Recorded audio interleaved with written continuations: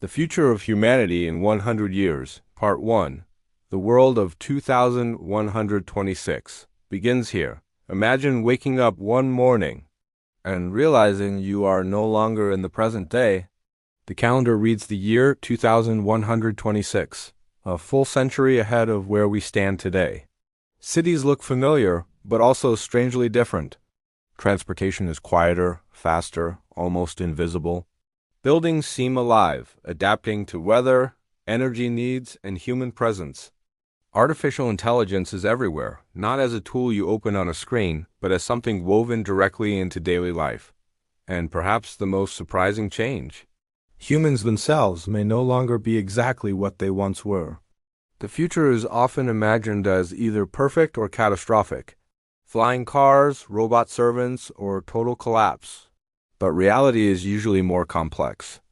The next 100 years will likely be shaped not by one dramatic breakthrough, but by many smaller revolutions happening simultaneously.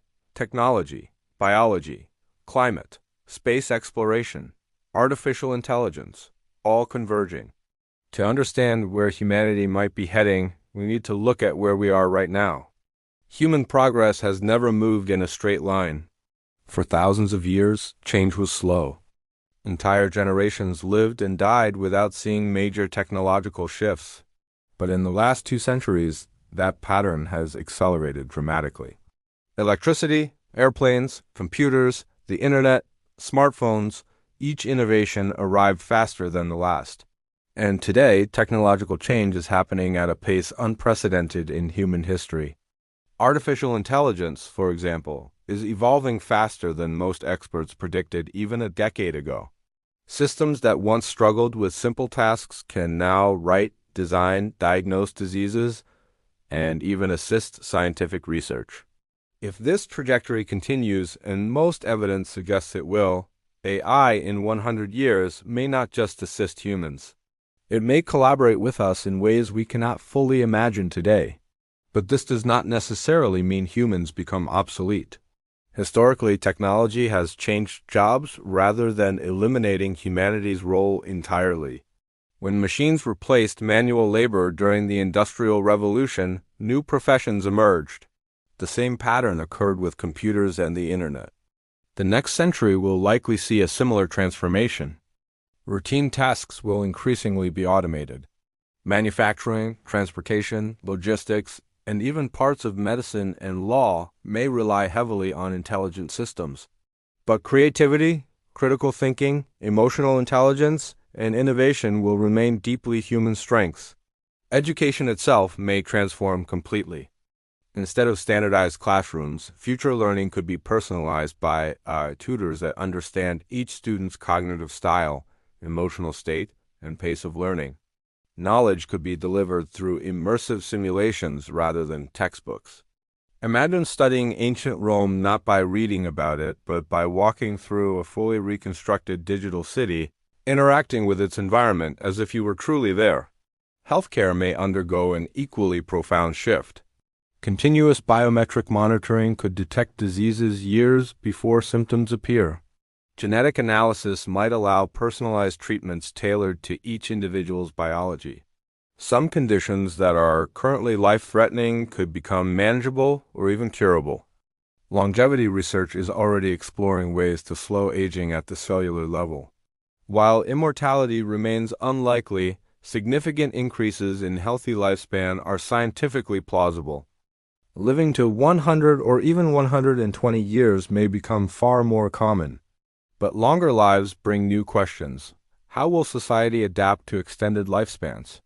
Will retirement even exist in its current form? How will relationships, careers, and identity evolve when people live decades longer than previous generations?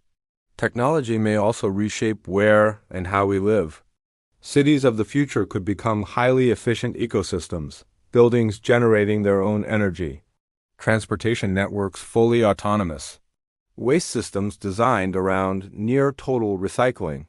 Smart infrastructure might respond dynamically to population needs, reducing congestion, pollution, and energy consumption. And yet, not all change will be technological. Climate patterns are already shifting, and over the next century, adaptation will become essential.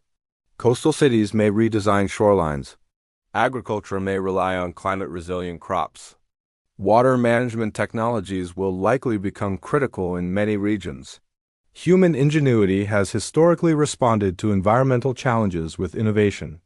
The coming century will test that ability on a global scale. Another transformation may occur in communication itself. Language barriers could disappear entirely through real-time translation technologies. Cultural exchange may accelerate as digital environments become increasingly immersive. Virtual and augmented reality could blur the boundary between physical and digital interaction. Work meetings, social gatherings, even tourism might increasingly happen in shared virtual spaces indistinguishable from reality. This raises philosophical questions. If experiences feel real, does it matter whether they occur physically or digitally?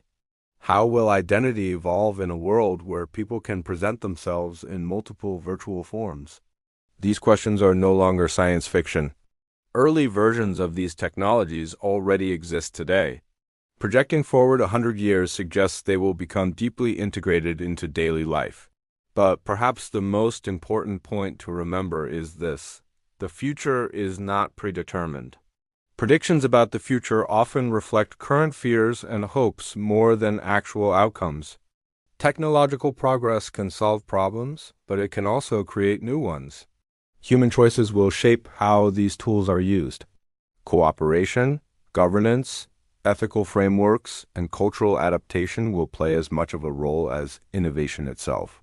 As we move into the next part of this journey, we will explore something even more transformative than technology alone: the possibility that humans themselves, biologically and physically, may begin to change. Not through slow natural evolution, but through deliberate design.